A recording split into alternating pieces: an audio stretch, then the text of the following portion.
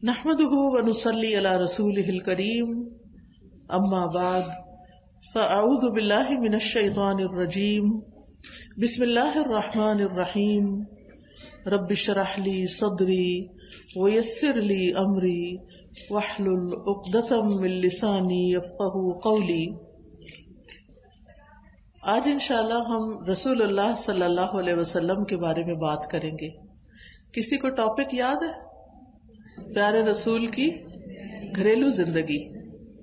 آپ کا کیا خیال ہے کہ میں نے یہ ٹاپک کیوں چنا ہے؟ کیونکہ رسول اللہ صلی اللہ علیہ وسلم ہمارے لیے بہترین نمونہ ہے۔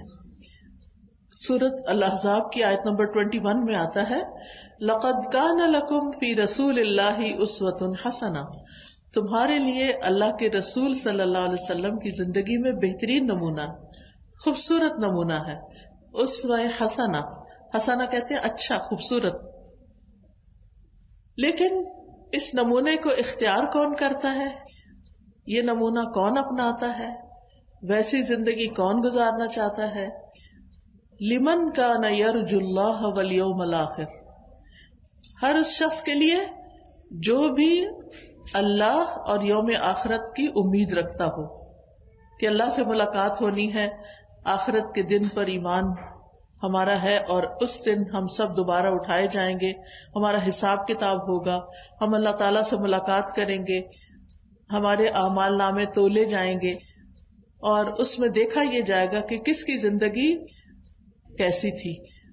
تو آج ہمارے پاس وقت ہے کہ ہم اپنی زندگیوں کو رسول اللہ صلی اللہ علیہ وسلم کی سنت کے مطابق ڈھال لیں، کیونکہ وہ ہمارے لیے کرائیٹیرین ہے، ہمارے لیے ایک نمونہ ہے کہ اس کے مطابق تم نے بننا ہے۔ آپ جانتے ہیں کہ اللہ کے رسول صلی اللہ علیہ وسلم اللہ تعالیٰ کے محبوب ہیں۔ اس کا کیا مطلب ہوتا ہے؟ کہ وہ اللہ تعالیٰ کو بہت پیارے ہیں، بہت محبوب ہیں، بہت بلاوڈ ہیں آپ اللہ تعالیٰ کے۔ تو وہ ہمارے بھی بلاوڈ ہونے چاہیے۔ جس چیز سے اللہ تعالیٰ محبت کرتے ہیں ہمیں کیا کرنا چاہیے؟ ہمیں اسی چیز سے محبت کرنی چاہیے۔ اور رسول اللہ صلی اللہ علیہ وسلم کی محبت ہمارے ایمان کا حصہ ہے۔ اس کے بغیر ہمارا ایمان ہی مکمل نہیں۔ اگر ہم رسول اللہ صلی اللہ علیہ وسلم سے محبت نہیں کرتے تو جس سے انسان محبت کرتا ہے پھر کیا چاہتا ہے اس کے لیے؟ اس جیسا بن جائے، اس کی پسند کا بن جائے۔ تو اگر ہم اللہ کے رسول صلی اللہ علیہ وسلم سے محبت کرتے ہیں تو پھر ہمیں آپ کی پسند کے مطابق آپ جیسا بننا چاہیے۔ یعنی ہم نعوذ باللہ رسول نہیں بن سکتے، لیکن آپ کے طور طریقے، آپ کے اخلاق، آپ کے آداب، آپ کے مینرز، آپ کا جو لائف سٹائل تھا، جتنا زیادہ ہم اس کے قریب ہو سکیں اتنا ہی اچھا ہے۔ یہ ٹاپک تو بہت بڑا ہے، لیکن میں چند چیزوں کے اوپر انشاءاللہ اس مختصر سے وقت میں روشنی ڈالوں گی۔ پہلی بات تو یہ یاد رکھنے کی ہے کہ آپ کی پیروی ہمارے لیے صرف دین کے امور میں ہی نہیں کہ ہم آپ کی طرح نماز پڑھیں، جیسے آپ نے فرمایا صلو کما رأیتمونی اصلی، کہ نماز ایسے پڑھو جیسے میں نماز پڑھتا ہوں۔ حج کے موقع پہ فرمایا خذوا انی مناسککم، مجھ سے اپنے حج کے طور طریقے سیکھ لو۔ تو یہ رہنمائی رسول اللہ صلی اللہ علیہ وسلم کی ذات سے ہمیں صرف عبادات میں نہیں لینی، بلکہ آپ کی ساری زندگی ہی ہمارے لیے بہترین نمونہ ہے۔ اور ہر معاملے میں، دین دنیا کے معاملے میں، یعنی کھانا پینا، سونا جاگنا، چلنا پھرنا، ہنسنا رونا، اٹھنا بیٹھنا، میل ملاقات کرنا، محبت نفرت، یہ ساری چیزیں بھی ہمیں کس سے لینی ہے؟ محمد صلی اللہ علیہ وسلم سے، کہ وہ کیسے کرتے تھے، وہ کیسے اللہ تعالیٰ کے اتنے پیارے بن گئے، اور ہم اللہ کے پیارے کیسے بن سکتے ہیں۔ ہم کون سا کام کریں کہ ہمیں اللہ تعالیٰ کی محبت حاصل ہو، اس کا طریقہ ہمیں اللہ سبحانہ وتعالیٰ نے قرآن مجید میں بتا دیا۔ اللہ تعالیٰ فرماتے ہیں قُلْ إِن كُنتُمْ تُحِبُّونَ اللَّهَ فَاتَّبِعُونِي يُحْبِبْكُمُ اللَّهُ وَيَغْفِرْ لَكُمْ ذُنُوبَكُمْ، کہہ دیجیے اگر تم اللہ سے محبت کرتے ہو تو پھر تم کیا کرو؟ میری پیروی کرو، یعنی محمد صلی اللہ علیہ وسلم کو فالو کرو، تمہیں کیا ملے گا؟ یحببکم اللہ، اللہ تم سے محبت کرے گا. وہ انسان کتنا خوش قسمت ہے جس سے اللہ تعالیٰ محبت کرتا ہو. اگر کوئی آ کر آپ کو یہ بتا دے کہ اللہ تعالیٰ آپ سے محبت کرتے ہیں، آپ کا کیا حال ہوگا؟ ہمیں تو کوئی یہ بتا دے کہ کوئی انسان ہم سے محبت کرتا ہے تو ہم تو اسی پہ خوش ہو جاتے ہیں. اچھا کوئی ہم سے محبت کرتا ہے، اور اگر کوئی محبت نہ کرے اپنا پیارا تو ہمارا دل دکھا رہتا ہے کہ بچے پیار نہیں کرتے، ہسبینڈ پیار نہیں کرتے، فلاں نہیں کرتا، فلاں نہیں کرتا، مجھے زندگی میں پیار نہیں ملا، لوگ اس کے لیے ترستے رہتے ہیں. تو یہ تو انسانوں کا پیار ہے، کہاں اللہ سبحانہ و تعالیٰ کا پیار، اللہ تعالیٰ کی محبت. تو اس کو پانے کے لیے بہت ضروری ہے کہ ہم محمد صلی اللہ علیہ وسلم کی سیرت کے مطابق، آپ کی سنت کے مطابق اپنی زندگی ڈھال لیں. انشاءاللہ اس کے بعد آپ کو جیسا کہ معلوم ہے، اور یہ میرے خیال ہے کہ فلائر بھی آپ تک پہنچا ہوگا، یہ تجلیات نبوت کے نام سے انشاءاللہ اس کا ایک کورس یہاں کروایا جائے گا. تو یہ سیرت کا کورس ہوگا. ابن قیم رحمہ اللہ کہتے ہیں جب بندے کی دونوں جہانوں میں خوش نصیبی نبی صلی اللہ علیہ وسلم کی سیرت سے مربوط ہے، جڑی ہوئی ہے، تو ہر وہ شخص جو اپنی خیر خواہی چاہتا ہے، اپنا فائدہ چاہتا ہے، جو اپنے نفس کی خیر اور خوش نصیبی چاہتا ہے، اس پر واجب ہے کہ وہ نبی صلی اللہ علیہ وسلم کی سیرت، طریقے اور آپ کی شان کو جانے، جس سے وہ جاہلوں کی صف سے نکل جائے گا. اگر آپ نبی صلی اللہ علیہ وسلم کی سیرت اور سنت کو نہیں جانتے تو پھر آپ کچھ نہیں جانتے، آپ بہت بڑی خیر سے محروم ہیں. تو اس لیے ہم میں سے ہر ایک کو چاہیے کہ وہ باقاعدہ اس کا علم حاصل کرے. صحابہ کرام جو تھے وہ نبی صلی اللہ علیہ وسلم کی سیرت کو اپنے بچوں کو اسی طرح سکھاتے تھے جیسے نماز کا سبق سکھاتے ہیں، کیونکہ ان کو پتا تھا کہ جس چراغ سے، سراجم منیرہ سے ہم نے روشنی حاصل کی ہے، ہمارے بچے بھی اس سے روشنی حاصل کریں، ہمارے بچے بھی اندھیرے میں نہ رہیں. تو اس لیے ہم میں سے ہر ایک کو سیرت کے بارے میں ضرور جاننا چاہیے، سنت کے بارے میں ضرور جاننا چاہیے، حدیث کے بارے میں ضرور جاننا چاہیے. اور خوش قسمت ہیں وہ لوگ کہ جن کو اس علم کا شوق ہے اور اس علم سے محبت ہے اور وہ اس کو سیکھنے کی کوشش کرتے ہیں. اور پھر وہ کہتے ہیں، امام ابن قیم ایک بہت بڑے امام ہیں، کہتے ہیں کہ جو شخص سیرت کو پڑھے گا، جانے گا، وہ آپ صلی اللہ علیہ وسلم کا پیروکار، آپ کے گروہ اور آپ کے لشکر کی گنتی میں شمار ہو جائے گا. یعنی وہ آپ کے فالوورز میں سے ایک فالوور بن جائے گا. جیسے اب دنیا میں جو لوگ بڑے بڑے مشہور ہو جاتے ہیں، لوگ ان کے فین بن جاتے ہیں. کچھ تو صرف فین نہیں رہتے، ایئر کنڈیشن بھی بن جاتے ہیں. صرف اپنی ذات کی حد تک نہیں، دوسروں کو بھی وہ اپنے ایسے ڈریس پہنتے ہیں، ویسے ہی جوتے، ویسے ہی اسٹائل، بولنے کا، دیکھنے کا، یعنی بہت کچھ میں کاپی کرنے لگتے ہیں. ان کے سٹیکرز لے کے، یاد ہے مجھے چھوٹے ہوتے تھے ہم، تو بچے جو تھے وہ اپنے کاپیز پر اور اپنے اسکول کی نوٹ بکس کے اوپر اپنے پسندیدہ کھلاڑیوں اور ایکٹروں کی تصویریں لگاتے تھے. اور جب سٹیکر نہیں ہوتے تھے، میں نے اس سے پہلے کا زمانہ بھی دیکھا ہوا، تو لوگ اخباروں سے کاٹ کاٹ کے تصویریں، شاید آپ نے بھی، وہ آپ میں سے کچھ لوگوں نے دور دیکھا، اخباروں میں سے تصویریں کاٹ کاٹ کے اور اپنی کاپیز کے اوپر گوند سے لگاتے تھے. اور جب گوند بھی نہیں ہوتی تھی تو گھر میں لیوی بنتی تھی. کسی نے دیکھی ہوئی لیوی؟ ماشاءاللہ آپ لوگ جانتے ہیں، میدے کے ساتھ پانی میں پکا کے تو گھر میں لیوی بنا کے تو وہ اس سے چپکاتے تھے. مجھے اچھی طرح یاد ہے کہ میں اس وقت بہت چھوٹی تھی، تو ذوالفقار علی بھٹو اس وقت وہ تھے وزیر خارجہ تھے شاید، تو ان کے اکثر بیان آتے تھے اور اخبار میں طرح طرح کی تصویریں آتی تھی. پتہ نہیں مجھے کیا کریز ہوا تو میں نے وہ کاٹ کاٹ کے لگانی شروع کر دی. کچھ پتہ نہیں، کچھ خبر نہیں کون ہے کیا ہے، لیکن وہ جیسے ہر کوئی باتیں کر رہا ہوتا ہے تو انسان، بچے بھی انسپائر ہو جاتے ہیں اور پھر وہ وہی کچھ کرنے لگ جاتے ہیں. تو بہرحال ہر انسان کے دل میں یہ ایک کمزوری ہے، ایک خواہش ہوتی ہے کہ وہ کسی کو پسند کرے اور پھر اس کی طرح کے کام بھی کرے یا اس کو چاہے. یہ کسی کو چاہنے کی جو خواہش ہے نا، یہ اللہ نے ہمارے دل کے اندر رکھ دی ہے. تو جب انسان اللہ سے محبت کرنے لگتا ہے تو جب جا کے یہ چاہت کو سکون آتا ہے.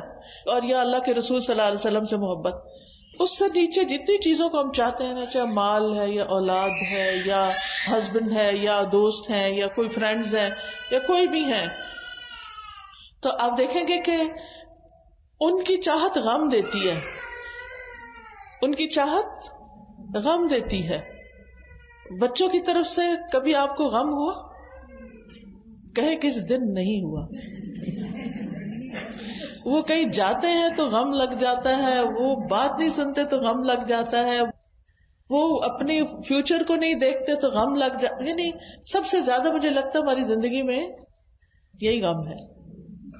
ٹھیک ہے، اچھی بات ہے، ان کی تربیت کرنی چاہیے، ان کے لیے فکر مند ہونا چاہیے، لیکن اللہ تعالیٰ فرماتے ہیں وما اموالکم ولا اولادکم باللتی تقربنا الی اللہ عندنا زلفی، کہ یہ تمہارے مال اور اولاد نہیں جو تمہیں اللہ کے قریب کریں گے. ان کی اپنی زندگی میں ایک جگہ ہے، لیکن اس کے بعد وہ ایک انڈیپینڈنٹ انڈیویجولز ہیں جن کی اپنی بھی زندگی ہے. ہمیں ان کو اسپیس دینی چاہیے، ہمیں ان کو ان کی مرضی کے مطابق بھی اگر وہ اللہ کی حدود کے اندر ہے تو جینے دینا چاہیے. ہر وقت پیچھے نہیں پڑنا چاہیے ان کے. بہرحال اگر کوئی اللہ کے رسول صلی اللہ علیہ وسلم کی پیروی کرتا ہے تو وہ آپ کے لشکر میں شامل ہو جائے گا. اور اس بارے میں لوگ کچھ ان چیزوں میں سے بہت قلیل حاصل کرنے والے ہیں، کچھ بہت زیادہ حاصل کرنے والے ہیں، اور کچھ اس سے محروم ہیں. یعنی تین طرح کے لوگ ہیں، کچھ سیرت سے بہت کچھ جانتے ہیں، کچھ درمیانہ جانتے ہیں، کچھ بھی نہیں جانتے. ہم سوچیں ہم کس کیٹیگری میں ہیں. اگر میں آپ سے پوچھوں کہ رسول اللہ صلی اللہ علیہ وسلم کی گھریلو زندگی کیا تھی تو اپنے آپ سے سوال کیجئے کہ کتنی باتیں آپ کو معلوم ہیں. اور ابھی میں انشاءاللہ کچھ جھلکیاں آپ کو دکھاؤں گی تو آپ دیکھتے جائیں کہ کیا یہ باتیں مجھے معلوم ہیں. ہاں الحمدللہ سنی ہوئی ہیں. کیا میں اس کے مطابق عمل بھی کرتی ہوں؟ کیا میں بھی ایسی ہوں؟ کیا ایسا کرنا چاہیے؟ اگر نہیں تو مجھے ایسا کرنے کی نیت کر لینی چاہیے، ارادہ کرنا چاہیے، اور مجھے بھی اپنی زندگی کو بہتر بنانا ہے. وہ کہتے ہیں امام ابن قیم، بس فضل اور مہربانی اللہ کے ہاتھ میں ہے، اپنے بندوں میں سے جس کو چاہتا ہے عطا کر دیتا ہے، اور وہ بڑے فضل والا ہے. یعنی یہ علم کیا ہے؟ اللہ کی مہربانی ہے، اللہ کا فضل ہے، جس کو چاہتا ہے عطا کرتا ہے. تو ہمیں اللہ تعالی کا فضل مانگتے رہنا چاہیے. اللہم انی اسألک من فضلک ورحمتک فإنہ لا یملکها الا انت. اے اللہ میں تجھ سے تیرے فضل اور رحمت کا سوال کرتی ہوں جس کا مالک بس تو خود ہی ہے. یہ فضل بھی تیرے ہاتھ میں ہے اور یہ رحمت بھی تیرے پاس ہے، جس کو تو چاہے دے سکتا ہے. تو اللہ تعالیٰ ہم سب کو عطا کر دے، اور اس علم کا ایک بڑا حصہ ہمیں عطا کرے، اور ہماری زندگیاں اس کے مطابق ڈھل کے دنیا میں بھی خیر پائیں اور آخرت میں بھی کامیابی. نبی صلی اللہ علیہ وسلم کی جو زندگی تھی وہ ایک اعتدال والی زندگی تھی، بہت بیلنسڈ تھی، جس میں عبادت بھی تھی، جس میں آپ کی ازدواجی زندگی بھی تھی، شادی بھی تھی، جس میں تعلیم بھی تھی، جس میں دشمنوں کے ساتھ جو معاملہ کرتے تھے وہ بھی تھا، جس میں ایک وقت میں تجارت بھی تھی، چاہے وہ یعنی شروع کے دور تھا، آپ لوگوں کے معاملات کے فیصلے بھی کرتے تھے، ان کے جھگڑے بھی نپٹاتے تھے. مسلمز کے ساتھ بھی آپ کا تعلق تھا، نان مسلمز کے ساتھ بھی تھا، اہل کتاب کے ساتھ تھا. تو یعنی کہ آپ کی زندگی کے مختلف رخ ہمیں نظر آتے ہیں. نبی صلی اللہ علیہ وسلم نے ایک موقع پر جب لوگوں نے کہا کہ ہم ہمیشہ روزہ رکھیں گے، افطار نہیں کریں گے، شادی نہیں کریں گے، اور ہم ساری رات نماز پڑھیں گے، سوئیں گے نہیں، تو آپ نے فرمایا کہ سن لو، اللہ کی قسم میں تم سب میں اللہ سے زیادہ ڈرنے والا ہوں اور زیادہ پرہیزگار ہوں. میں روزے رکھتا بھی ہوں اور افطار بھی کرتا ہوں، نفلی روزوں کی بات ہے، نماز پڑھتا ہوں رات کو اور سوتا بھی ہوں، میں نکاح بھی کرتا ہوں، یعنی میں نے شادی بھی کی ہے. جس نے میرے طریقے سے بے رغبتی کی، یعنی میرا طریقہ چھوڑ دیا کہ یہ سمجھا کہ شادی نہ کرنا زیادہ نیکی کا کام ہے، یا کھانا پینا کوئی غلط کام ہے، صرف روزہ ہی رکھنا چاہیے، وہ میرے طریقے پر نہیں ہے. تو آپ کا طریقہ کیا ہے؟ ایک بیلنسڈ لائف ہے جس میں اللہ کا حق بھی ہے، بندوں کا حق بھی ہے، نفس کا حق بھی ہے، کیونکہ نفس کے بھی کچھ تقاضے ہوتے ہیں، اس دل کے بھی کچھ تقاضے ہوتے ہیں. تو نبی صلی اللہ علیہ وسلم نے ان ساری چیزوں کو ریگولیٹ کیا ہے. سب سے پہلے آپ کی گھریلو زندگی میں آپ کے رول کو ایز اے ہسبینڈ میں تھوڑا سا ڈسکرائب کروں گی. اگرچہ وہ ڈائریکٹ خواتین سے متعلق نہیں ہے، لیکن آپ کے بچے بھی ہیں، آپ کے بیٹے بھی ہیں، آپ کے ہسبینڈ بھی ہیں، تو ہو سکتا ہے کہ آپ ان تک ہی خیر لے جانے کا باعث بنے، اور انڈائریکٹلی ہمیں بھی اس سے سیکھنا ہے. بحیثیت ہسبینڈ میں نے کیوں شروع کیا؟ کیونکہ گھر کس سے بنتا ہے؟ گھر کب بنتا ہے؟ شادی سے. شادی ہوتی ہے دو لوگوں کے بیچ میں، ہسبینڈ اینڈ وائف کے بیچ میں، دو مل کے گھر بناتے ہیں. تو اس میں گھر اینٹوں کے ساتھ اور لکڑیوں کے ساتھ ہی نہیں بنتا، بلکہ گھر کس کے ساتھ بنتا ہے؟ انسانوں کے ساتھ، گھر والوں کے ساتھ. جب گھر والے ہی اس میں نہ ہوں تو وہ گھر کیا گھر ہے؟ اور اگر گھر والوں سے ہی ہمارے ریلیشنز ٹھیک نہیں تو ہم کس گھر میں رہتے ہیں، کہاں رہتے ہیں؟ تو اس لیے یہ ٹاپک بہت اہم ہے، اور اسی وجہ سے میں نے چنا کہ ہم اپنی گھریلو زندگیوں کا جائزہ لیں.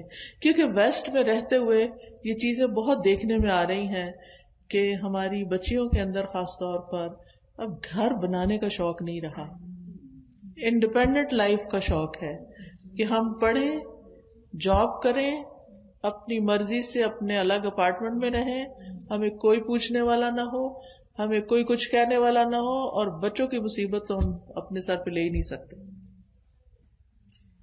ایسے تو نہیں نا زندگی گزرتی.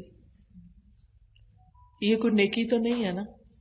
کیا واقعی یہ نیکی ہے؟ یعنی ہم اتنی اپنی مرضی کی لائف گزارنے کو سمجھے ہم بڑے کامیاب ہیں، اور پھر اگر ہم کسی دنیاوی اعتبار سے کسی بہت بڑے CEO بن گئے ہیں، کچھ بن گئے ہیں، اور ہم سمجھے کہ ہم نے زندگی میں بڑی اچیومنٹ کی ہے، اور اس کے مقابلے میں دوسری بہن نے شادی کی، بچے پیدا کیے، ان کو پالا، ان کو CEO بنا دیا، وہ کہتے ہیں اس نے کیا کیا؟ اس نے شاید اپنے اوپر ظلم کیا. نہیں، ظلم نہیں کیا. اس نے جو کچھ کیا ہے نا، جو دنیا میں ایک نسل کو تیار کیا ہے، یا پھر یہ ہے کہ اللہ تعالیٰ کے بتائے ہوئے فطری طریقے کے مطابق اس نے زندگی بسر کی ہے، اس نے اپنی دنیا بھی بنا لی اور آخرت بھی بنا لی. اور آپ اپنی صرف دنیا ہی بناتے جا رہے ہیں. یہ کب تک؟ صرف اس وقت تک جب تک آپ دنیا میں، یا جب تک آپ جوان ہیں. یہ سب جوانی کی مستی ہے. جب اس وقت جوانی ختم ہو جائے گی پھر آپ کو سہارے کی ضرورت پڑے گی. اور اگر جوانی میں آپ نے ریلیشنز نہیں بنائے نا تو بڑھاپے میں ریلیشنز نہیں بنتے ہوتے. میاں بیوی کے بیچ میں بھی اگر جوانی میں انڈرسٹینڈنگ ڈیولپ، شروع میں ٹیجنگ پیریڈ ہوتا ہے، انڈرسٹینڈنگ ڈیولپ ہو جائے تو لیٹر لائف میں جب بچے پیدا ہونے کے بعد بڑے کر کے وہ اپنے اڑ جاتے ہیں کہیں، تو پھر دونوں ایک دوسرے کا سہارا بنتے ہیں، اور دونوں کو ایک دوسرے کی ضرورت ہوتی ہے. اسی لیے اللہ تعالیٰ نے اس رشتے کو مودت اور رحمت کا رشتہ کہا ہے کہ اس میں ابتدا میں محبت ہوتی ہے اور پھر آگے جا کے پھر رحمت، ایک دوسرے کا خیال رکھتے ہیں. ذرا سا سر درد ہو جائے، ذرا سا شوگر ہائی ہو جائے، ذرا سا بلڈ پریشر ہائی ہو جائے تو سارے کام چھوڑ چھاڑ کے پاس بیٹھ جاتے ہیں کہ آپ ٹھیک تو ہیں نا، آپ ٹھیک تو ہیں. اور یہی چیز ایک محبت پیدا کرتی ہے نا آپس میں، کہ ایک دوسرے کی کیئر کرنا. تو بہرحال رسول اللہ صلی اللہ علیہ وسلم اپنے گھر والوں کے لیے سب سے زیادہ بہترین تھے.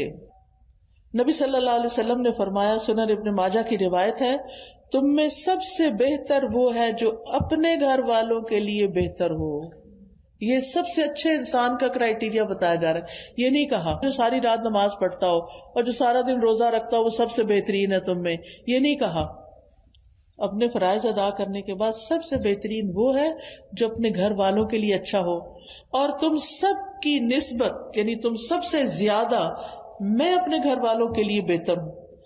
آج ہم میں سے کون ہے جو یہ کہے کہ میں اپنے گھر والوں کے لیے سب سے بہتر ہوں، سب سے اچھا سلوک میں اپنے گھر والوں سے کرتا ہوں.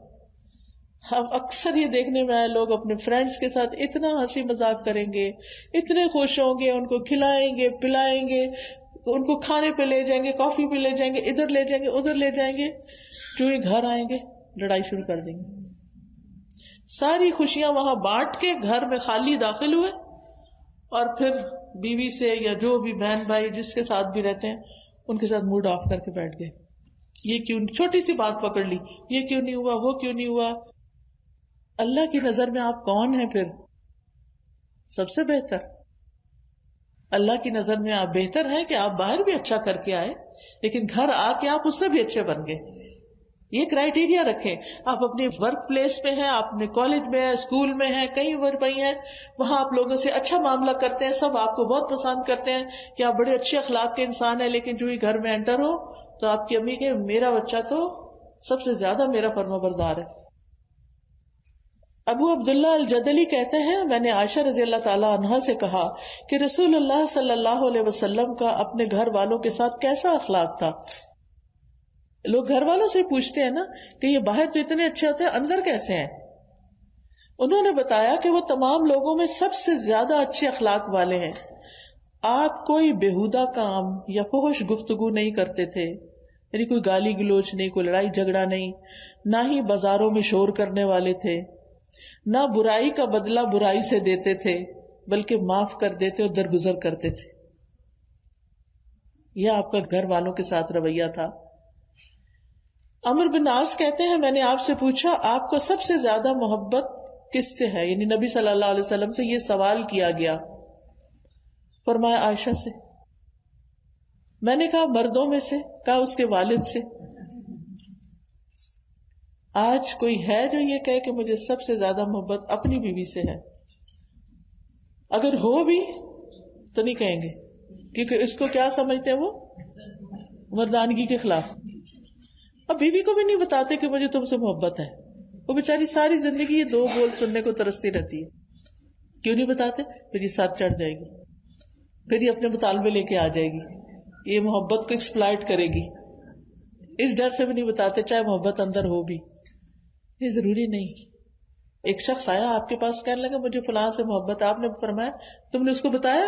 کہا نہیں. کہا جاؤ بتاؤ اس کو. کیونکہ جس سے محبت ہوتی ہے نا اس سے ہماری ایکسپیکٹیشنز ہوتی ہیں کہ یہ بھی ہم سے محبت کرے, اور اگر ہم بتاتے ہی نہیں ہیں کہ آپ مجھے اچھے لگتے ہیں تو وہ بھی جواب میں آپ کو نہیں کبھی بھی بتائیں گے کہ آپ بھی ان کو اچھے لگتے ہیں. تو پھر شیطان بدگمانیاں ڈالنا شروع کر دے گا. پھر اسی طرح حضرت عائشہ کہتی ہیں کہ میں نے نبی صلی اللہ علیہ وسلم کی ازواج میں سے کسی پر رشک نہیں کیا سوائے حضرت خدیجہ کے, اور میں نے خدیجہ کو نہیں پایا. نہیں, انہوں نے حضرت خدیجہ کو نہیں دیکھا تھا, وہ تو مکہ میں ہی فوت ہو گئی تھی. کہ رسول اللہ صلی اللہ علیہ وسلم جب بکری ذبح کرتے تھے تو آپ فرماتے تھے اس کا گوشت خدیجہ کی سہیلیوں کو بھیج دو. اتنی کیئر. صرف بیوی کو نہیں کھلانا, بیوی کی دوستوں تک بھی چیز جائے. آج اگر کوئی عورت 2 کیک بنا لے تو سوال پیدا ہو جاتا ہے یہ دوسرا کس کے لیے. اگر وہ کہے میں نے اپنی فرینڈ کو بھیجنا ہے, اوہ ہو, پھر تو شاید چھاتی گر پڑے. فرینڈ کو بھیجنا ہے, اتنے چھوٹے دل ہیں. اچھا, بعض اوقات یہ وجہ بھی ہوتی ہے کہ جب ہم صرف فرینڈ کو بھیجتے ہیں اس کی ماں کو نہیں بھیجتے, پھر اس کو لگتا ہے اچھا فرینڈ کو تو یہ تحفہ جا رہا ہے اور گھر والوں کی خبر نہیں. تو جب ہم رشتوں میں بیلنس کرتے ہیں نا, ماں اپنی جگہ, باپ اپنی جگہ, بہن اپنی جگہ, بھائی اپنی جگہ, بیٹا اپنی جگہ, بیوی اپنی جگہ, شوہر, پھر کم اعتراض ہوتے ہیں. جب گھر والوں کے پیٹ بھر جاتے ہیں نا پھر آپ کسی اور کو بھی بھیج سکتے ہیں, پھر اعتراض کم ہوتا ہے یا نہیں ہوتا. بہرحال وہ کہتی ہیں ایک دن میں غصے میں آ گئی. حضرت عائشہ تھوڑی جیلسی فیل ہوئی ہوگی. میں غصے میں آ گئی. میں نے کہا آپ تو ہر وقت خدیجہ خدیجہ کرتے رہتے ہیں, آپ تو ہر وقت خدیجہ کو یاد کرتے ہیں. تو رسول اللہ صلی اللہ علیہ وسلم نے یہ نہیں کہا نہیں تم بے فکر رہو, مجھے تم سے زیادہ محبت ہے, میں تو ویسے ہی کر رہا تھا. نہیں, ٹالا نہیں. کہا انی قد رزقت حبها, مجھے اس کی محبت کا رزق ملا ہے, میرے دل میں ڈالی گئی ہے اس کی محبت. یہ محبتیں اللہ ڈالتا ہے, انسانوں کی محبت اللہ ڈالتا ہے دلوں میں. تو فرمایا اللہ نے مجھے اس کی محبت دی ہے, تو میں کیا کر سکتا ہوں. تو محبت اگر ہو تو اس کے اظہار میں کوئی گناہ کی بات نہیں ہے. پھر اسی طرح نبی صلی اللہ علیہ وسلم حضرت عائشہ سے بھی بہت محبت کرتے تھے. وہ کہتی ہیں کہ میں حیض کی حالت میں پیریڈز میں پانی پیتی اور اپنا برتن نبی صلی اللہ علیہ وسلم کو دیتی, آپ برتن سے اسی جگہ منہ رکھ کے پانی پیتے جہاں سے میں نے پانی پیا ہوتا تھا. یہ کیوں؟ کوئی ضروری ہے؟ محبت کے اظہار کے لیے. محبت اظہار مانگتی ہے. آپ صرف زبانی کہیں گے نا مجھے بہت محبت ہے. ہاں میرے والد ایک مثال دیا کرتے تھے کہ اگر کوئی یہ کہ مجھے تم سے بہت محبت ہے، وہ کہ اچھا ذرا پانی لا دو کہ تمہارے پاؤں ٹوٹے، خود اٹھ کے لے لو. تو کہتے ہیں یہ محبت نہیں ہوتی. محبت تو اطاعت سکھاتی ہے، محبت تو کیئر سکھاتی ہے. اگر آپ کو کسی سے محبت ہے تو پھر آپ کو اس کی کیئر بھی کرنی ہوتی ہے. تو بہرحال پیریڈز کی بات اس لیے کی گئی کہ اہل کتاب کے یہاں پیریڈ والی عورت کو تو گھر سے باہر ایک الگ جگہ بند کیا جائے. شاید آپ کو کبھی پاکستان میں گئے ہوں، شمالی علاقہ جات میں، ناردرن ایریاز میں ایک کمیونٹی رہتی ہے، میں وہاں جا چکی ہوں، اپنے ذہن میں نام نہیں آ رہا ان کا، میرے خیال کیلاش تھا ہی جی. وہاں پر میں نے خود دیکھا کہ کچھ لوگ اپنے گھروں میں ہیں اور ایک ہاسٹل ٹائپ چھوٹی سی جگہ تھی، تو کچھ عورتیں اور چھوٹے چھوٹے بچے ان کے ادھر. میں نے کہا یہ ساری عورتیں یہاں کیوں رہ رہی ہیں؟ کہتے ہیں جب پیریڈز ہوتے تھے ان کو ادھر بھیج دیا جاتا ہے، گھر نہیں رہ سکتے. یہود کے یہاں بھی یہی تھا. نبی صلی اللہ علیہ وسلم نے خاص طور پر اپنے عمل سے کر کے دکھایا کہ عورت ناپاک نہیں ہو جاتی. یعنی ٹھیک ہے نماز نہیں اس نے پڑھنی اس لیے ہم کہتے ہیں ناپاک ہے، لیکن فزیکلی نہ اس کا لعاب دہن ناپاک ہے نہ اس کا پسینہ. ہمارے ہاں بھی اتنی غلط فہمی ہے کہ اگر پیریڈز میں کوئی کپڑا پہن لو بس بھائی اب تو دوبارہ اس میں نماز نہیں ہو سکتی. نہیں، ایسا کچھ نہیں ہے. اگر کوئی اسپاٹ لگ گیا اس پہ بس اتنی جگہ آپ دھو لو اچھی طرح 3 دفعہ مل کے تاکہ اس کی نجاست ساری نکل جائے، دوبارہ اسی کپڑے میں نماز ہو سکتی. بعض لوگ شادی کے کپڑے پہن کے اگر پیریڈز میں پہن لیں تو نماز ہی نہیں پڑھتے، وہ کہتے نہیں یہ اصل میں ناپاک کپڑے پہنے. بھی کہاں سے ناپاک ہو گئے؟ لا علمی ہے نا، لا علمی میں فرائض چھوڑ دیتے ہیں. ایسا کچھ بھی نہیں ہے.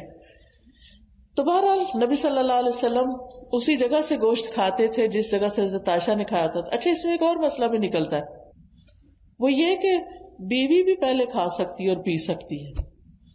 یہ کوئی ایسی بات نہیں ہے کہ اگر کٹھے کھانا کھا رہے ہیں اور بیوی نے پہلے گلاس اٹھا لیا تو شامت آ جائے یہ تو شوہر کا حق ہے کہ پہلے وہ پیے. ایسا کچھ نہیں ہے. ٹھیک ہے وہ پینا چاہتا ہے وہ پی لے، آپ پینا چاہتی ہیں آپ پی سکتی ہیں. یہ محبت کی بات ہے. جب محبت ہوتی ہے نا تو وہ گلے شلے کو نہیں ہوتے، پھر بندے کو کمپلینٹس نہیں ہوتی، پھر انسان خوش ہوتا ہے، سیکریفائس کر کے دوسرے کو پہلے دے کے خوش ہوتا. آپ کو اپنے بچے سے محبت ہوتی ہے نا تو کیا کرتے ہیں؟ پہلے اس کو کھلاتے ہیں. یعنی میں نے ماں کو دیکھا، میری اپنی بیٹی، اس کا چھوٹا بچہ ہے، تھوڑا سا اس کی تھوڑی طبیعت کی خرابی چل رہی، تو ہم سب کھانا کھا رہے ہوتے اکٹھے، 1 ویک ہم اکٹھے کھانا کھاتے ہیں، تو کھانا کھا رہے تھے وہ اس کو لے کے کھڑی ہوتی ہے، کبھی اس کو کھلا رہی ہوتی ہے، کبھی کچھ. میرا دل اپنے بچے میں پڑا ہوتا ہے، اس کو اپنے بچے میں پڑا ہوتا ہے. میں ہر تھوڑی بس ہوتی ہے یہ کھانا نہیں کھا رہی، اور وہ یہ مسلسل کر رہی ہوتی ہے کہ اس بچے کو سیٹل ڈاؤن کرے. یہ ماں ہوتی ہے نا، ہر ماں کے اندر ایسے جذبات ہوتے ہیں. کیوں؟ کیونکہ بچے سے محبت ہوتی ہے نا. وہ جیسے نبی صلی اللہ علیہ وسلم کی غیر موجودگی میں حضرت عائشہ کے پاس ایک عورت آئی، اس کے ساتھ 2 یتیم بچیاں تھیں. تو حضرت عائشہ سے اس نے کہا کہ میں بھوکی ہوں، مجھے کچھ چاہیے. تو حضرت عائشہ نے گھر میں دیکھا تو شاید ایک کھجور تھی. اس نے کیا کیا کہ کھجور کے 2 حصے کیے، ایک بچی کو دیا، ایک اور خود بھوکی رہی. یہ ماں ہوتی ہے، خود بھوکی رہتی ہے، بچے کو کھلاتی ہے. جو چیز خود پسند ہوتی ہے وہ بچے کو دے کے زیادہ خوش ہوتی ہے اپنے خود کھانے سے اور خود لینے سے. اس کو ماں کہتے ہیں. تو محبت کا عملی اظہار ہمارے عمل سے ہوتا ہے. نبی صلی اللہ علیہ وسلم سے بھی محبت کا اظہار ہمیں اپنے عمل سے کرنا ہے. پھر اسی طرح بیوی کے ساتھ وقت جو اچھا گزرے اس اچھے وقت کی بھی تعریف کرنی چاہیے. حضرت عائشہ کہتی ہیں کہ نبی صلی اللہ علیہ وسلم حضرت خدیجہ کا جب بھی تذکرہ کرتے تھے تو ان کی بہت تعریف کرتے تھے. وہ فوت ہو چکی تھی تو بہت تعریف کرتے. ایک دن مجھے غیرت آئی، میں نے کہا آپ اتنی زیادہ ایک سرخ مسوڑوں والی عورت، یعنی بوڑھی تھی تو ان کے دانت گر گئے تھے، تو ان کا ذکر کرتے رہتے ہیں جس کے بدلے میں اللہ نے آپ کو اس سے بہتر بیویاں دی ہیں. آپ نے فرمایا اللہ نے مجھے اس کے بدلے میں اس سے بہتر کوئی بیوی نہیں دی. یہ سنسیئرٹی ہوتی ہے نا. وہ فوت ہو چکی ہیں، وہ سامنے نہیں ہے، مگر آپ پھر بھی ان کی محبت کا ذکر کریں. کیوں محبت اتنی کرتے تھے؟ آپ نے فرمایا وہ مجھ پر اس وقت ایمان لائی جب لوگ کفر کر رہے تھے، وہ میری اس وقت تصدیق کی جب لوگ میری تکذیب کے لیے مجھے جھٹلا رہے تھے. اپنے مال سے میری ہمدردی اس وقت کی جب لوگوں نے مجھے اس سے دور رکھا، اور اللہ عز و جل نے مجھے اس سے اولاد عطا فرمائی جبکہ میری دوسری بیویوں سے میری اولاد نہیں ہوئی. تو آپ نے محبت کی ساری وجوہات بھی بتا دی. اور یہ ایک بڑی اہم بات ہے کہ بچے کی جو پیدائش ہوتی ہے وہ میاں بیوی کے بانڈنگ کو اور اسٹرانگ کر دیتی. اس کا بھی ہم خواتین کو خیال رکھنا چاہیے. بعض اوقات ہم یہ سوچتے ہیں، جب ینگ ہوتے ہیں میں بھی سوچتی تھی ایسے کہ ہے بچہ اگر پیدا ہو گیا نا پھر ہماری آپس کی محبت جو ہے نا وہ کم ہو جائے گی، کیونکہ پھر وہ بچہ بیچ میں آ جائے گا، وہ انٹرفیئرنس کرے گا. لیکن میں نے دیکھا کہ ایسا نہیں ہوتا، بلکہ بچے کی وجہ سے ہسبینڈ وائف کا ریلیشن شپ اور ان دونوں کے بیچ میں کامن چیز آ جاتی ہے. دونوں مل کے ایک چیز کی فکر کر رہے ہوتے ہیں، کیئر کر رہے ہوتے ہیں. پھر اسی طرح نبی صلی اللہ علیہ وسلم جب کوئی خوشی کا موقع ہوتا تو ازواج کو بھی شریک کرتے. حضرت عائشہ کہتی ہے کہ ایک دفعہ عید کے دن رسول اللہ صلی اللہ علیہ وسلم کے سامنے کچھ حبشی کرتب دکھا رہے تھے، کوئی کھیل کا مظاہرہ کر رہے تھے. میں نبی صلی اللہ علیہ وسلم کے کندھے پر سر رکھ کر انہیں جھانک کے دیکھنے لگ گئی. یعنی آپ آگے کھڑے تھے، میں آپ کے پیچھے کندھے پہ جیسے ایسے رکھ کے ٹیک لگا کے تو دیکھنے لگ گئی. آپ نے اپنے کندھے میرے لیے جھکا دیے. آپ کا قد بڑا ہوگا اور ان کا ذرا چھوٹا ہوگا یا جیسے بھی، میں آپ کے کندھوں پر انہیں دیکھتی رہی، یعنی اسٹیک لگا کے دیکھتی رہی. جب میرا دل بھر گیا تو واپس آ گئی. اب یہ ہسبینڈ کا فیسیلیٹیٹ کرنا ہے. اگرچہ یہاں ہسبینڈ کا رول سمجھ آ رہا ہے، لیکن بعض اوقات وائس ورثا بھی ہوتا ہے نا، ہمیں کوئی سپورٹ دینی ہوتی ہے. بعض اوقات کوئی گھر میں بیمار ہو سکتا ہے. مجھے یاد ہے میرے والد جب بہت ایج ان کی ہو گئی تھی تو پھر وہ چل نہیں پاتے تھے، تو ان کے لیے ہر چیز بستر پر ہی ان کو کھانا دینا سب کچھ کرنا ہوتا تھا. میری والدہ کی ایج ان سے کافی چھوٹی تھی، لیکن پھر بھی امی بھی ایک ایج پہ آ کے تو اتنی اسٹرانگ نہیں رہی تھی، لیکن پھر بھی وہ ان کے پاس ہر چیز ان کی کرتی تھی اور ہر لحاظ سے انہوں نے اپنی ساری ایکٹیویٹی ختم کر دی تھی. چھوٹے بچے کی طرح سارا کچھ امی کا ابا جی کے ارد گرد وہ ہو گیا تھا. اب اگر یہ محبت نہ ہو، کیئر نہ ہو، تو انسان کہتا ہے کہ اب میں یہاں سے بھاگنے کا کوئی رستہ نکالوں، اب مجھ پہ لائبلٹی آ گئی، یا کہیں جا کے جمع کراؤں کہ کوئی اور دیکھے. تو یہ محبت ہوتی ہے رشتوں کے بیچ میں، اور اللہ کی خاطر جو محبت ہوتی ہے کہ اس کا ریوارڈ اللہ سے ہمیں ملے گا، تو یہ بہت سے کام آسان کر دیتی ہے. پھر نبی صلی اللہ علیہ وسلم سے حضرت عائشہ بھی بہت چھوٹی تھی تو وہ ان کی دلچسپیوں کا خیال رکھتے تھے. حضرت عائشہ کہتی ہے کہ وہ ایک سفر میں نبی صلی اللہ علیہ وسلم کے ساتھ تھی. میں نے آپ کے ساتھ پیدل دوڑ لگائی اور میں جیت گئی. پھر کچھ عرصے بعد میرا جسم بھاری ہو گیا، میں نے پھر آپ کے ساتھ دوڑ لگائی، اس مرتبہ آپ جیت گئے. آپ نے فرمایا آج کی جیت پچھلی ہار کا بدلہ ہے. آج آپ دیکھیں کہ ہسبینڈ کے پاس ٹائم ہی نہیں کہ ایسی کوئی دوڑ لگائیں یا واک، ایون واک پہ جانے کا وقت نہیں ہوتا اکٹھے، کیونکہ ہوتا ہی ہے نا کہ انسان گھریلو ذمہ داریوں اور بہت ساری چیزوں سے جب فارغ ہوتا ہے تو پھر دونوں کو اکٹھے ٹائم سپینڈ کرنے کا بھی کچھ موقع مل جاتا ہے. اس کو بھی انسان اگر ایک سنت سمجھ کے کرے. آپ میں سے کتنی خواتین نے اپنے ہسبینڈ کے ساتھ دوڑ لگائی ہوئی ہے؟ وہ بس فیو ہینڈز کھڑے ہیں. واک نہیں، دوڑ. ہاں اب دوڑ لگائیں، اب دوڑ لگا کے دیکھیں.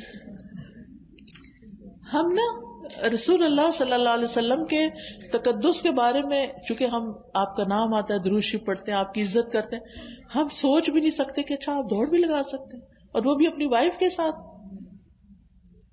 یہ بھی سنت ہے، یہ بھی زندگی گزارنے کا ایک طریقہ ہے. ہماری زندگیوں سے خوشیاں ہی ختم ہو گئی ہیں، اکٹھے ٹائم سپینڈ کرنا ہی ختم ہو گیا. ایک دوسرے کو ٹائم دینا ہے کہ وقت ہے ہی نہیں. ساری دنیا کے لیے وقت ہے، بیوی کے لیے وقت نہیں، تو پھر گھریلو زندگی کیسے خوشگوار ہو سکتی ہے؟ تو گھر والوں کا حق ہوتا ہے انہیں ٹائم دینا ہوتا ہے. پھر اسی طرح تحفہ دینا. شریح کہتے ہیں میں نے حضرت عائشہ سے صحرا اور بیابان میں زندگی گزارنے کے بارے میں پوچھا تو انہوں نے کہا کہ رسول اللہ صلی اللہ علیہ وسلم ٹیلوں پر جایا کرتے تھے، یعنی دور نکل کے جاتے تھے. آپ نے ایک بار صحرا میں جانے کا، ڈیزرٹ میں جانے کا ارادہ کیا تو میرے پاس صدقے کے اونٹوں میں سے ایک اونٹ بھیجا جس پر سواری نہیں ہوئی تھی، اور مجھ سے فرمایا عائشہ اس کے ساتھ نرمی کرنا، کیونکہ جس چیز میں بھی نرمی ہوتی ہے وہ اس سے عمدہ اور خوبصورت بنا دیتی ہے، اور جس چیز سے بھی نرمی چھین لی جائے وہ اس کو عیبدار کر دیتی ہے. یعنی نبی صلی اللہ علیہ وسلم نے حضرت عائشہ کو تحفہ دیا کس چیز کا؟ اس وقت کی کار کا، اونٹ کا. اونٹ سواری کے لیے ہوتا ہے نا، ٹھیک ہے.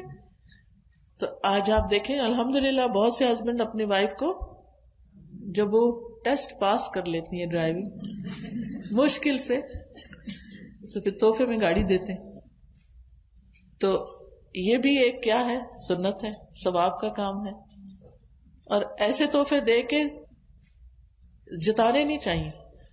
اور کیا کروں تمہارے لیے، گاڑی بھی تمہیں لے دی، اب تم خود جاؤ خود کرو. نہیں، تحفہ دے کے کبھی کسی کو احساس نہ دلائیں کہ میں نے تمہیں تحفہ دیا، بلکہ شکر کریں اس نے قبول کیا ہے. خوشی اس کی ہوتی ہے نا، کوئی قبول کر لیتا ہے. پھر اسی طرح آپ گھر والوں کے آرام کا بھی خیال رکھتے تھے. حضرت عائشہ فرماتی ہیں کہ میرے پاس نبی صلی اللہ علیہ وسلم میری باری کی رات میں تھے. آپ نے کروٹ لی اور اپنی چادر اوڑھ لی اور جوتے اتارے اور ان کو اپنے پاؤں کے پاس رکھ دیا. کہاں سوتے تھے؟ نیچے، ٹھیک ہے. اور اپنی چادر کا کنارہ اپنے بستر پر بچھایا اور لیٹ گئے. اور آپ اتنی ہی دیر ٹھہرے کہ آپ نے گمان کر لیا کہ میں سو چکی ہوں. پھر آپ نے آہستہ سے اپنی چادر اوڑھی، آہستہ سے جوتا پہنا، آہستہ سے دروازہ کھولا، باہر نکلا، آہستہ سے دروازہ بند کیا. اتنی دفعہ آہستہ لفظ آیا، آہستہ آہستہ آہستہ آہستہ. ہم صبح سویرے تہجد پڑھنے کے لیے کیا کرتے ہیں؟ اتنا زور کا الارم لگائیں گے کہ سارا گھر جاگ اٹھے، کیونکہ ہمیں نہیں جاگ کھلتی تو اس لیے لگانا ہی ہے نا. تو ایسا طریقہ اختیار کرے، اللہ تعالیٰ سے دعا کر کے اللہ تعالیٰ آنکھ کھل جائے. اور پھر جب بیڈ سے اٹھے تو آرام سے اٹھے. اگر گھر میں دوسرا واش روم ہے تو بیڈ روم کا واش روم نہیں یوز کرے، چپکے سے باہر نکلے، چپکے سے. اور اگر کوئی کچن ساتھ ہے یا کوئی اور چیز ساتھ ہے تو دروازہ آرام سے بند کر کے پھر کوئی کام کرے. کیونکہ ہمارے اب مشکل یہ ہے نا کہ اتنی مشینیں گھر میں چل رہی ہوتی ہیں. کافی بنانی ہے اگر صبح تو مشین چلے گی، اور اگر کوئی اور اسی طرح کا اگر ڈش واشر چلانا ہے یا واشنگ مشین چلانا، ہر چیز کا شور ہے گھر میں. تو جب ہسبینڈ آرام کر رہا ہو تو اس ٹائم پر یہ کام نہ شروع کر دیں. اس کے لیے ٹائم مینجمنٹ کرے، کوئی اور ٹائم نکالیں. کیونکہ ہم سوچتے ہیں پھر میں کیا کروں، میرے پاس بھی یہی ٹائم ہے اور میرے پاس اور کوئی ٹائم نہیں ہے، مجھے اب صبح برتن چاہیے، مجھے تو چاہیے، میں تو لگانا ہے. ضد نہیں کرنی. اچھا سوچیں، اچھا اور کون سا وقت ہو سکتا ہے جب یہ گھر پہ نہ ہو، جب یہ ڈسٹرب نہ ہو. یہاں تو نبی صلی اللہ علیہ وسلم بیوی کا خیال کر رہے ہیں، تو کیا بیوی کے لیے لازم نہیں ہے کہ وہ ہسبینڈ کا خیال کرے؟ دونوں دیکھیے ایک بات یاد رکھیے، کوئی ریلیشن شپ ون سائیڈڈ نہیں ہوتا، دو طرف سے معاملہ ہوا کرتا ہے. اور انتظار نہ کیا کرے کہ پہل کوئی اور کرے. کیا کرنا چاہیے؟ خود کر لیں. جو چیز آپ چاہتے ہیں نا دوسرا آپ کے ساتھ کرے، وہ آپ کر لیں. اچھا بعض اوقات کچھ لوگ اس کو بھی ایکسپٹ نہیں کرتے. کچھ سخت دل لوگ ہوتے ہیں، اگر آپ ان سے یہ بھی پوچھنا پانی پینا تو تمہیں ہر وقت یہ پوچھنے کی یاد رہتا ہے، پانی پینا ہے پانی پینا. کیونکہ ہمیں یہ ہوتا ہے نا آج کل پیاس وغیرہ کم لگتی ہے تو ڈاکٹر کہتے ہیں 8 گلاس پانی پیو، یہ کرو وہ کرو. تو پھر ہم دیکھتے ہیں پانی کوئی نہیں پیا ہسبینڈ نے، تو پھر ہم کہتے ہیں آپ کو پانی پینا ہے، آپ پانی پیئیں. وہ اس کو بھی مائنڈ کر جاتے ہیں. پھر تو ایک تو ہم طریقہ سوچا آپ ان سے ہی پوچھ لیں، اچھا پھر میں کیسے کہوں، آپ مجھے بتا دیں، میں ویسے ہی آپ کی خدمت میں حاضر ہو جاؤں گی. لیکن آپ کو یاد دہانی، میں بعض اوقات کہتی ہوں مجھے اچھا تو نہیں لگ رہا لیکن وہ ڈاکٹر نے کہا تھا نا یہ کرنا ہے، تو پھر کچھ نہیں کہتے، ٹھیک ہے ہاں تم صحیح کہہ رہی ہو. پھر کبھی کہتا ہے اچھا تم نے یاد کرا دینا تھا نا، تم نے کہہ دینا تھا نا. نہیں اس وقت جب کوئی کھا رہا ہو نا اس وقت نہیں کہتے کہ میٹھا نہیں کھانا کیونکہ شوگر آئی ہو جائے، کیونکہ وہ کسی کے منہ سے نوالا چھین دے نا وہ بڑا تکلیف دہ ہوتا ہے. ایسی چیزوں سے بھی بچنا چاہیے. سامنے نہ رکھیں، یہ بہت اچھی ٹپ ہے. سامنے نہ رکھیں، خود سامنے بیٹھ کے نہ کھائیں. یعنی کچھ چیزیں پھر سیکریفائس ساتھ چلنے کے لیے کرنی پڑتی ہیں نا، تب ریلیشن شپ اچھے ہوتے ہیں. بہت سی خواتین شکایت کرتی ہیں وہ ہمارے ہسبینڈ تو نماز پڑھنے کو بھی مائنڈ کرتے ہیں، ان کو تو میری نماز بھی اچھی نہیں لگتی. یہ نہیں بتاتی کیوں نہیں اچھی لگتی، مسئلہ کیا ہے. کئی خواتین کیا کرتی ہیں، ادھر سے ہسبینڈ کے آنے کا وقت انہیں جلدی سے نماز شروع کر دی، ان کے آنے سے پہلے پڑھ لوں، اور آنے پر بھی ختم نہیں کرتی. نہ سلام، نہ ویلکم، نہ کچھ. تو پھر نتیجہ کیا نکلتا ہے؟ وہ چپ کر کے پھر دیکھیں گے ہاں نماز پڑھ رہے ہیں، پھر نماز پڑھ رہے ہیں، پھر نماز پڑھ رہے ہیں. ہاں اگر آپ کو پتا ہے کہ اس وقت وہ نہیں تو جو مرضی کریں، لیکن بعض اوقات اچانک بھی ایسے ہو جاتا ہے، آپ کو نہیں پتا تھا اس وقت کوئی آئے گا، آپ شروع کر دیتے ہیں. لیکن اپنی طرف سے کوشش کریں کہ ایسی چیزیں کم ہوں.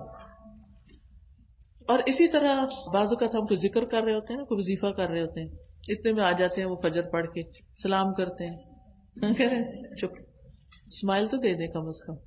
چپ کرا رہے اسمائل ہی دے دیں، اسمائل دے کے پھر اس کے بعد روک لے وظیفہ تھوڑا سا، اس سے کچھ فرق نہیں پڑتا. یہ جو پابندیاں لگا دیتے ہیں نا، بغیر بولے اتنی دفعہ پڑھی 1000 دفعہ، وہ بڑی مشکل کر دیتا ہے. ایسا دین میں کچھ بھی نہیں ہے. کہیں نبی صلی اللہ علیہ وسلم نے اس طرح کی پابندیاں نہیں لگائیں کہ 1000 دفعہ بغیر بولے پڑھیں گے. وہ ضرور انسان. اچھا تو کچھ لوگ اور ایکسٹریم پہ چلے جاتے ہیں، وہ اعتکاف بیٹھتے ہیں، لکھ کے چابی کہاں رکھی ہے وہ لکھ کر دیں گے، بولیں گے نہیں. تو نیچرل رہیں، نیچرل. اچھا پھر اسی طرح ایک دفعہ سفر کے موقع پر آپ صلی اللہ علیہ وسلم اپنی ازواج کے پاس تشریف لائے. اونٹ ہانکنے والا اونٹوں کو تیز تیز چلا رہا تھا، بڑی ریش ڈرائیونگ کر رہا تھا. اس کا نام انجشا تھا. آپ نے فرمایا انجشا تیری خرابی ہو، اونٹوں کو آہستہ چلاؤ، نازک آبگینے سوار ہیں، کرسٹلز ہیں، ڈیلیکیٹ کرسٹلز ہیں. تم اتنی دھکے لگا لگا کے اونٹوں کو بھگا رہے ہو. اوپر آپ کو پتا نا اونٹ کی پھر اگر اونٹ بھاگے تو پھر اوپر بیٹھنے والے کا حال کیا ہوگا، اس کا انجر پنجر ڈھیلا پڑ جائے گا. تو آپ نے اس کا بھی خیال رکھا کہ دیکھو ان کو تکلیف نہ پہنچے، یہ کیئر ہے نا. پھر اسی طرح حضرت انس کہتے ہیں میں نے دیکھا کہ رسول اللہ صلی اللہ علیہ وسلم حضرت صفیہ کی وجہ سے اپنے پیچھے اونٹ کی کوہان کے ارد گرد اپنی عبا سے پردہ کیے ہوئے تھے، یعنی کہ کور کیے ہوئے تھے ان کو. جب وہ سواری پہ سوار ہوتی آپ اپنے اونٹ کے پاس بیٹھ جاتے، اپنا گھٹنا کھڑا رکھتے، حضرت صفیہ اپنا پاؤں آپ کے گھٹنے پہ رکھ کر یعنی سیڑھی بنا کر اوپر بیٹھتی تھی. سبحان اللہ. یعنی اور یہ کوئی عام انسان نہیں ہے، یہ اللہ کے رسول ہیں جن پر اللہ تعالیٰ درود بھیجتے ہیں، ان کی تعریف کرتے ہیں ملائے اعلیٰ میں، جن پر فرشتے درود بھیجتے ہیں، جن پر درود بھیجنا ہمارے لیے لازم کر دیا گیا ہے. یہ اللہ کے رسول ہیں صلی اللہ علیہ وسلم. یہ اپنی بیوی کو سوار کرنے کے لیے اپنا گھٹنا آگے کر رہے ہیں کہ اس پہ پاؤں رکھ کے چڑھ جاؤ، آسانی دینے کے لیے. اور آپ کو پتا ہے حضرت صفیہ کون ہے؟ پتا ہے نا؟ کتنے لوگوں کو پتا ہے؟ یہودی کی بیٹی تھی جو آپ کا بہت دشمن تھا، لیکن یہ مسلمان ہو گئی. جنگ میں پکڑی ہوئی آئی تھی نا، پھر ان کو آزادی ملی، پھر نبی صلی اللہ علیہ وسلم نے ان سے نکاح کیا. ورنہ آپ سوچتے اس عورت کا باپ تو ایسا ویسا تھا. جیسے افسوس کے ساتھ کہنا پڑتا ہے بعض مردوں کی نیچر ہوتی ہے کہ بیوی کو ماں باپ کے تانے دیتے رہتے ہیں مرد، سمجھ نہیں آتی کیوں، ان کا کیا قصور ہے، ان کو بھی بیچ میں رگید لیتے ہیں. انہوں نے پیدا کر کے پال کے جوان کر کے آپ کو دیا ہے تحفہ اور آپ اس کی یہ قدر کر رہے ہیں. کتنی ناشکری کی بات ہے. پھر اسی طرح بیوی کی مشکلات میں آپ ساتھ دیتے تھے. حضرت عائشہ کہتی ہیں کہ ہم رسول اللہ صلی اللہ علیہ وسلم کے ساتھ کسی سفر میں تھے، جب ہم مقام بیدا یا ذات الجیش پر پہنچے تو میرا ہار کھو گیا. رسول اللہ صلی اللہ علیہ وسلم ہار کی تلاش میں وہیں ٹھہر گئے، لوگ بھی آپ کے ساتھ ٹھہرے، پورے لشکر کو روک دیا. اگر آپ 2-4 فیملیز مل کے جا رہی ہیں اور آپ کی کوئی چیز کھو جائے اور آپ سب کو روک دیں تو پھر کیا ہوگا. اور کیا ہوا، وہاں پانی نہیں تھا، پانی نہیں تھا، لوگوں کی نماز جا رہی تھی. حضرت ابوبکر کو لوگ کہہ رہے تھے دیکھیں آپ کی بیٹی نے کیا کیا. ان کو غصہ آیا، وہ آئے حضرت عائشہ کے خیمے میں. نبی صلی اللہ علیہ وسلم حضرت عائشہ کی گود میں سر رکھ کے سو رہے تھے. تو حضرت ابوبکر نے حضرت عائشہ کو سائڈ پہ زور سے ایسے کیا، تمہاری وجہ سے یہ سب ہو رہا ہے. باپ تھے نا. لیکن نبی صلی اللہ علیہ وسلم نے ایک بات بھی نہیں کی حضرت عائشہ کو کہ تمہیں ہار پہن کے آنے کی کیا ضرورت تھی. اور وہ بھی ایک روایت میں آتا انہوں نے کسی سے ادھارا لیا تھا. کوئی بات نہیں، کبھی کبھی جیسے شادی ہوتی ہے تو سارا زیور، اب تو اتنا مہنگا ہو گیا سونا، اتنے بڑے بڑے ہاتھ تو نہیں بنائے جا سکتے، اب تو آرٹیفیشل بھی ہوتا ہے. لیکن اگر بہن کا پہن لیا، اس کا مجھے یاد ہے کہ میری شادی پہ جو ٹیکا تھا، پتہ نہیں کیا تھا، وہ پتہ نہیں کتنے لوگوں نے شادی پہ پہنا. تو چند منٹ کی بات ہوتی ہے، اس وقت دلہن کو سجانا ہوتا ہے، بعد میں کس نے پہننا؟ کوئی گھر میں ٹیکا پہن کے پھرتا ہے؟ مطلب کوئی ایسا زیور تو نہیں ہے کہ جو گھر میں پہننے والا ہو. بہرحال اب ہوا کیا، جب سواریاں اٹھی ہار نیچے سے نکل آیا. تو اتنے میں تیمم کی آیتیں نازل ہو گئیں، پانی نہیں تیمم کر لو. تو ایک صحابی ہیں اسید شاید ان کا نام ہے، تو وہ کہتے ہیں کہ اے آل ابی بکر، یہ آپ کی پہلی برکت نہیں تھی، یعنی اس سے پہلے بھی آپ کی وجہ سے ہم پہ بڑی خیر نازل ہوئی ہے. تو اس مشکل کے اندر سے خیر نکل آئی، آسانی نکل آئی. لیکن ایسے مواقع پر کام ڈاؤن رہنا، لیٹ گو کرنا اور سو جانا حیرت کی بات ہے. ہم سو سکتے ہیں ایسی جگہ؟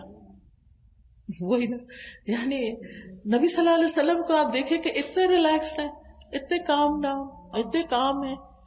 ہم چھوٹی چھوٹی باتوں پر اتنی بڑی ٹینشن سر پہ سوار کر لیتے ہیں کہ ہم ریلیکس کرنا ہی بھول جاتے، اپنے آپ کو ہی تکلیف دے رہے ہوتے ہیں. کیا ٹینشن لینے سے مسئلہ جلدی حل ہوتا ہے؟ کتنے لوگوں کا مسئلہ ٹینشن لینے سے حل ہوتا ہے؟ کسی کا بھی نہیں. جس وقت آپ کو ٹینشن چڑھنے لگے یا جس وقت آپ کو پریشانی بہت ستانے لگے تو آپ اپنے آپ کو کہا کریں کام ڈاؤن، کام ڈاؤن، آرام آرام آرام، ہو جائے گا، کچھ نہیں ہوتا، ہو جائے گا، ہو جائے گا. جلدی میں جانے سے کچھ نہیں ہونے لگا، آرام سکون سے ریلیکس ہو جاؤ، ریلیکس ہو جاؤ.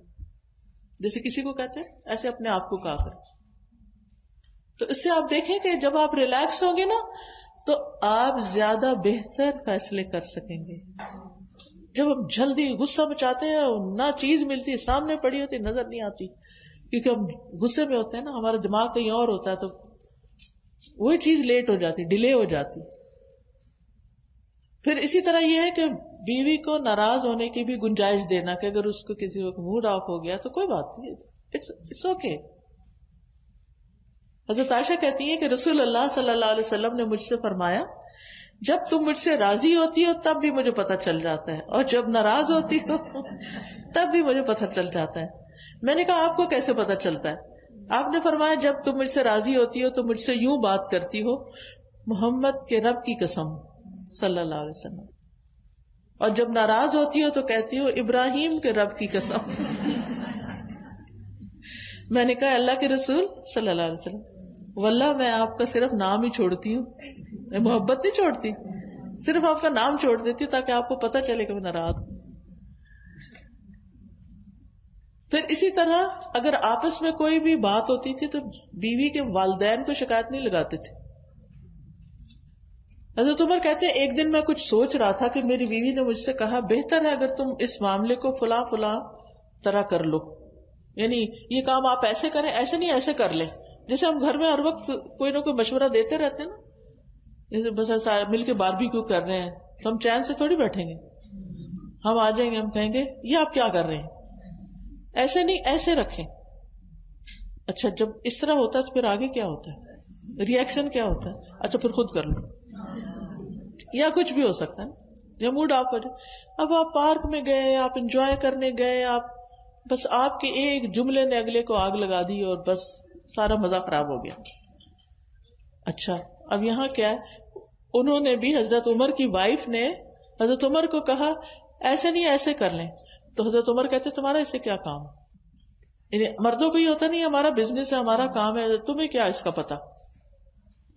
معاملہ میرے سے متعلق ہے، تم دخل دینے والی کون ہوتی ہو؟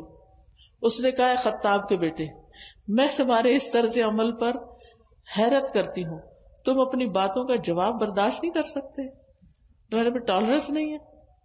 تمہاری بیٹی تو کون تھی بیٹی ان کی؟ حضرت حفصہ. وہ تو رسول اللہ صلی اللہ علیہ وسلم کو بھی جواب دے دیتی ہے. ایک دن تو اس نے آپ کو غصہ بھی دلایا تھا. یہ سن کر حضرت عمر نے کہا وہ کام تو چھوڑا، کھڑے ہو گئے، چادر اوڑھی حضرت حفصہ کے گھر پہنچ گئے.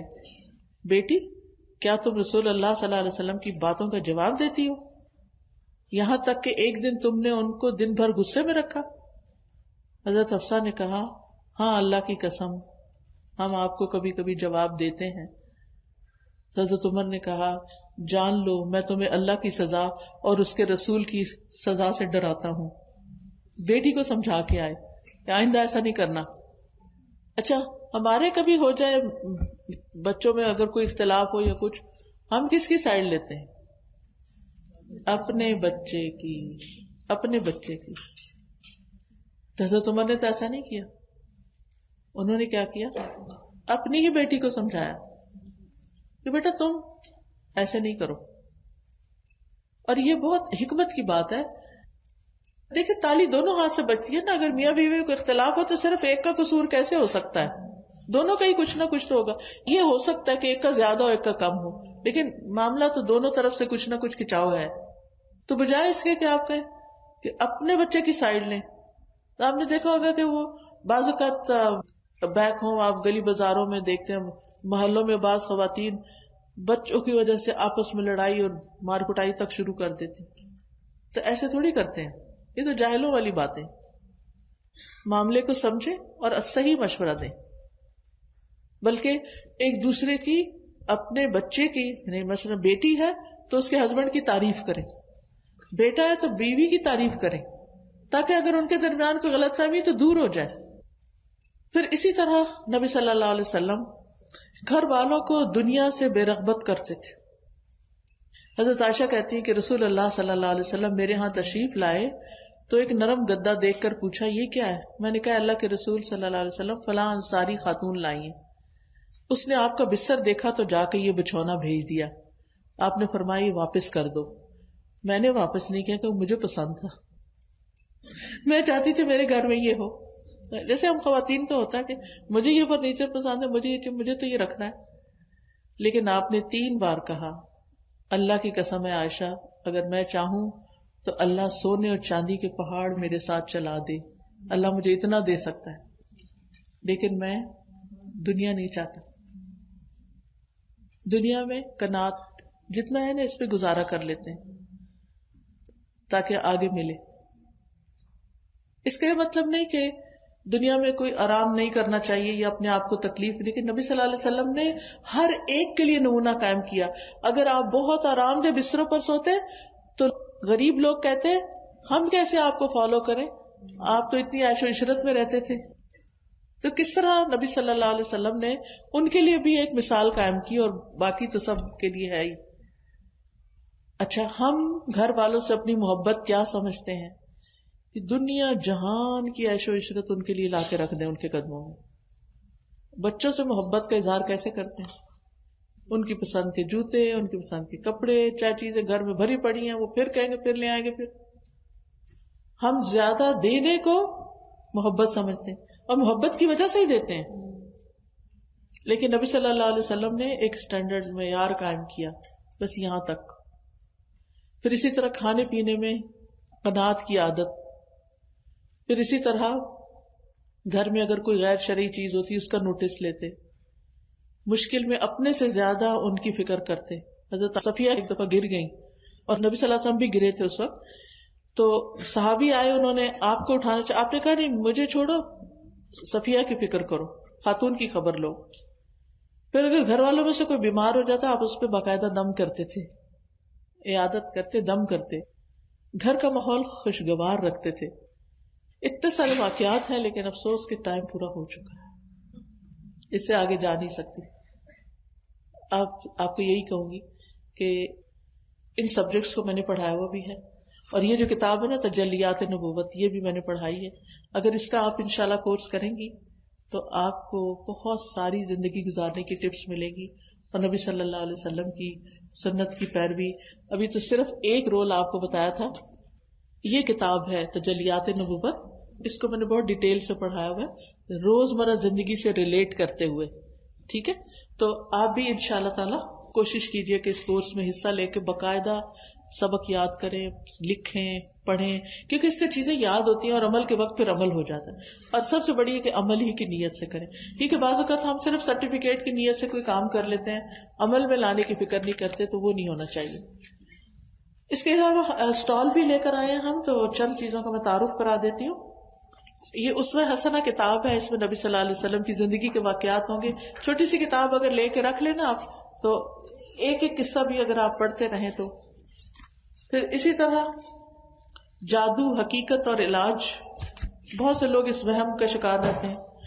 گناہوں کی بخشش، استغفار، رزق میں فراوانی کے لیے، اولاد کی اصلاح کے لیے، ہر معاملے میں بہتری کے لیے استغفار. پھر اگر کہیں درد ہو رہی ہے، اس دعا کو تو میں نے خود بھی بہت آزمایا ہے.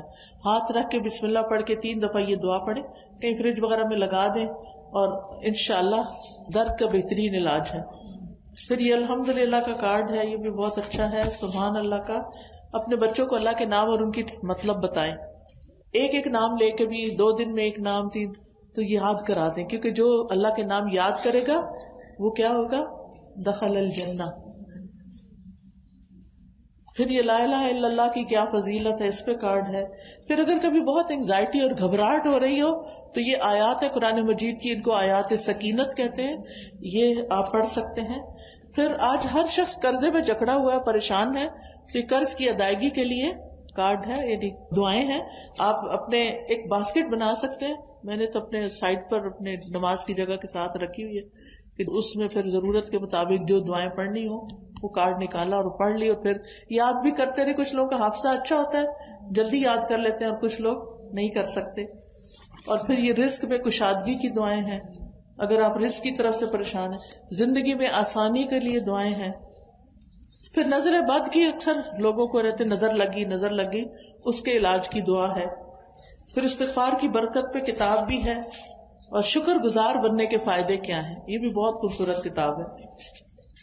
پھر نیک لوگوں کے ساتھ کی دعا ہے کہ ہماری کمپنی اچھی ہو، کیونکہ اس سے انسان کو نیکی کرنا آسان ہوتی ہے. پھر یہ کہ جیسے والدین فوت ہو چکے ہیں یا کوئی اور رشتہ دار، تو ان کی بخشش کی دعا. اور پھر اسی طرح یہ نیک اولاد کے لیے دعائیں ہیں کہ اگر بچہ پیدا ہونا تو ماں کو یہ پڑھنی چاہیے. یہ نماز کے اذکار جو ہے نا، نماز کے بعد کی دعائیں، ان کی ٹرانسلیشن ہے.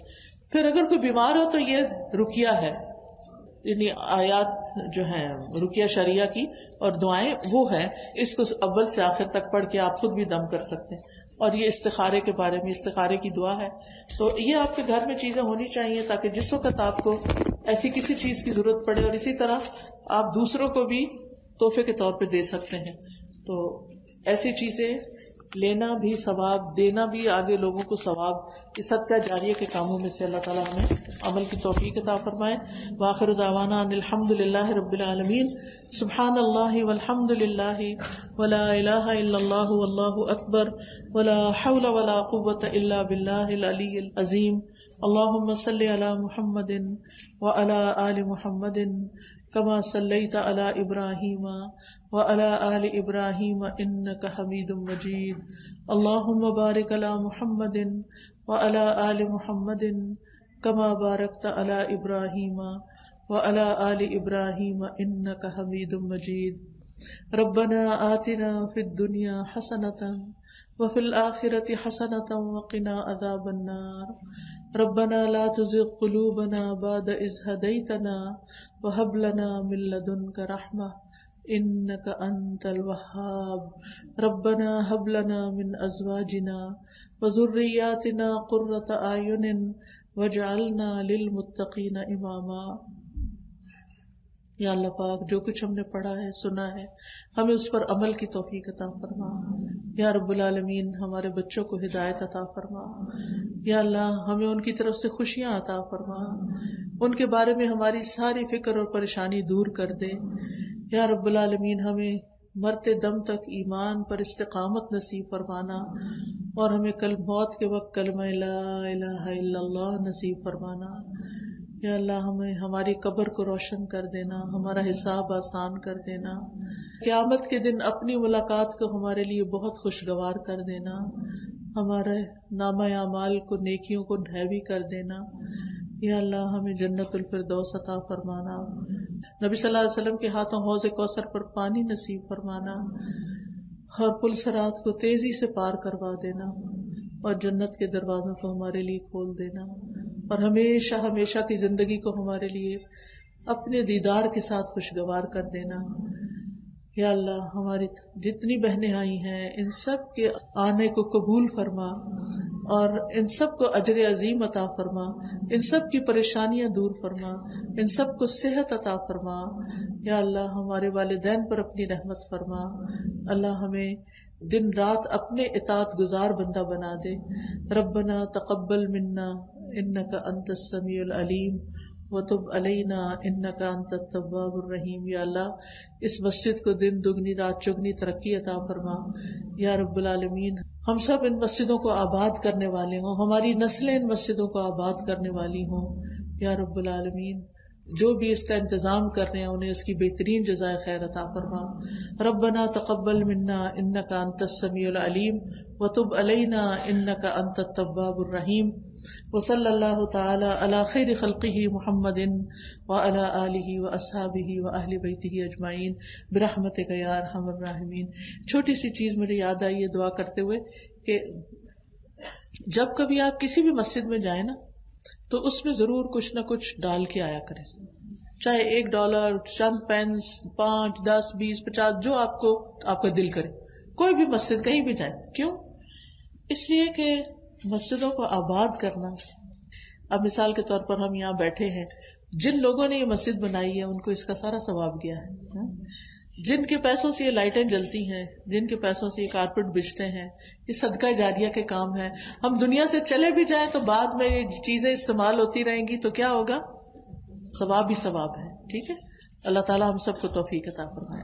السلام علیکم ورحمۃ اللہ وبرکاتہ.